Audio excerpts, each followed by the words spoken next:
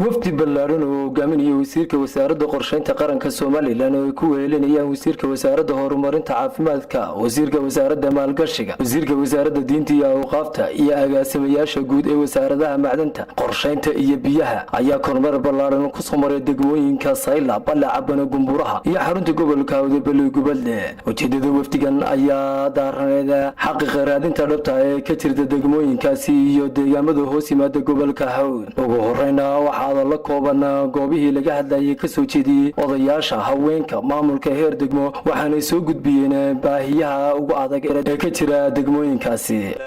Muuse Bixi Cabdi oo runtii u eegmaday wafdiga qiimaha badan sidii uu soo dhandhayn lahaa dalka xaaladaha ka jirta aad iyo aad baan ugu mahadnaqay wafdiga qiimaha badan ee xaalad noqoshada ambulance ma laha MCH ku laakiin sida kale oo dhow dhimistri wax MCH ka dhiman maanta oo ambulance ka ilmo jiro waxa jira koobi tuulo ayaa hoos yimaada Sayla oo aad u kala fog oo bariga inta badan ay ku yaalaan xabadlaanta bilowga ka jirta kulli baahi ma dhamaato meel walba baahi way ka jirtaa marna lama wada dhameyn karo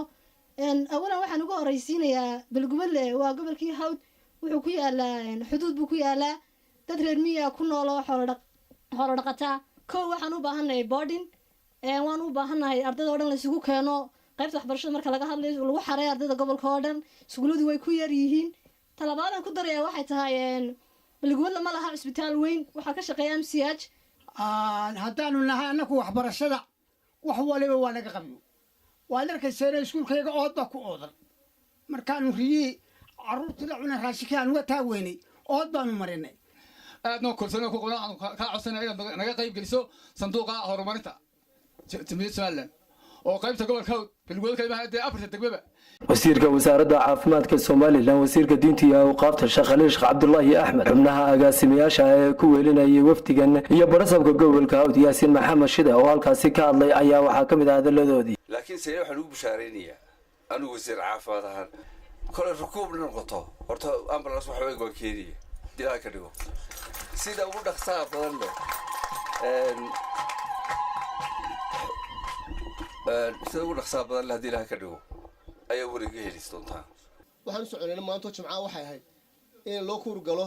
duruufaha jira ee ka jira gobolka waxaan u arkayaa runtii madaxda kala duwan ee wasaaradaha ka socota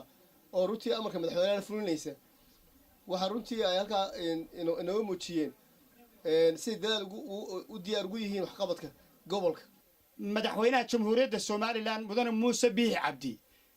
wufuud inta la eeg markuu u diro gobolka Hawd sida uu u danaynayo midna maanta waa inoo guul haddaynu gobolka Hawd nahay wafti oo hogaaminayo wasiirka qorsheynta qaranku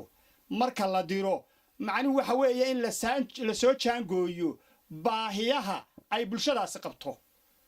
waayo wasiirka qorsheynta qaranku waxbuu qorsheeyaa. ugu dambeynna waxaa soo afmeeray wasiirka wasaaradda qorsheynta qaranka Soomaaliland waxaanu ka warbixiyay oo uu sheegay inay jiraan baahiyo laakiin ay gaarsiin doonaan madaxweynaha dalka Soomaaliland. mid waxa weeyaan inaanu ogaano baahiyaha jira ee gobolkani uu qabo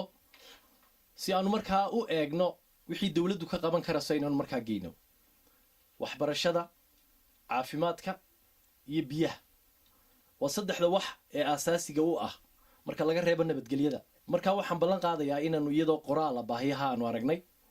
aanu dawladda xukuumadda waliba wasaaradaha ay xuseeyaan aan la wadaago inaanu anagu wasaarad qorsheyn ahaan